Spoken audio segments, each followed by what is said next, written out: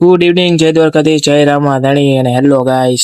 જવાનો તો આપણે રખડવા એટલે ખવડાવી દીધા આવી જાય અનલિમિટેડ પીઝા આપણી ગાડીને. તો જોઈ લ્યો ગાઈસ, ખાઈ લીધા અનલિમિટેડ પીઝા અને હવે રાજભાઈએ દઈ દીધું બિલ અને હવે જઈએ આપણે બાબા. ચડી ગયું પ્લેન આપણું વનવે ઉપર. હવે જો ઉડે આપણું પ્લેન. તો હવે ટેક ઓફ કરવાની તૈયારી છે.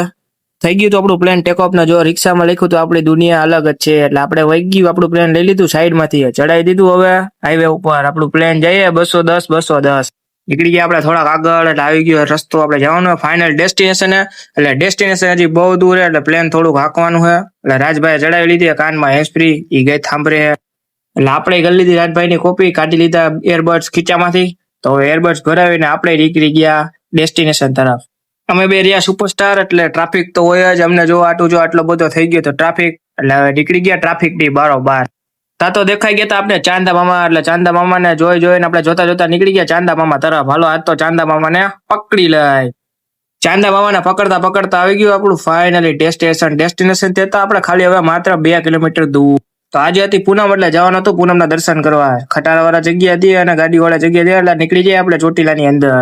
તો ફાઇનલી આપણે પહોંચી ગયા ચામુંડામાના જૂના મઠે. આ મઠ કોને જોયો હોય કોમેન્ટ કરી દેજો. અને જો સામે સીડીયું જ આપણે જવાનું હોય ત્યાં. તો ચોટીલાની બજાર જોતા જોતા આપણે ફાઇનલી ગાઈસ પહોંચી ગયા છીએ આપણે સીડીઓની સામે. જો આવી ગઈ સીડી અને કરી લ્યો તમે દર્શન, કારણ કે 8 વાગી ગયા એટલે મંદિર બંધ છે.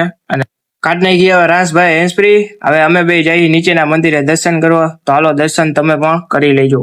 નીચેના મંદિરે ફોટો વિડીયો ઉતારવાની મનાઈ છે એટલે ઝૂમ કરીને આપણે માતાજીને દેખાડી દીધા છે. તો બધા દર્શન કરી લેજો.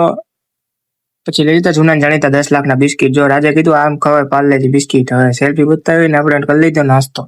તો એને તોડ્યા પોતાના 20 લાખ વાળા બિસ્કીટ. જો બિસ્કીટ ચામાં બોરીને તો નાસ્તો પાણી કરીને નીકળી ગયા આપણા ઘર બાજુ.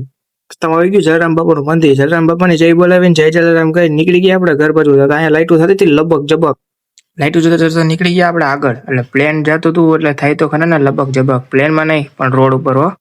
ટ્રાવેલિંગ કરીને થાક્યા હતા એટલે ખાઈ લીધી ખોબો એક ચીગમ ખાઈને નીકળી ગયા આગળ ને પહોંચી ગયા આપણે રાજકોટના બાલાજી મંદિરે. બાલાજી મંદિરેથી નીકળી ગયા આગળ ને પહોંચી ગયા આપણે બસ સ્ટેન્ડ તરફ. જો આ હે અમારા રાજકોટનું બસ સ્ટેન્ડ. જોયું હોય કોમેન્ટ કરી દેજો. ફાઇનલી પહોંચી ગયા ઘરે અને મેન રાજે કરી દીધો બ્લોગનો એન્ડ અને કહી દીધું બાય બાય, જય દ્વારકાધીશ, જય રામાધણી.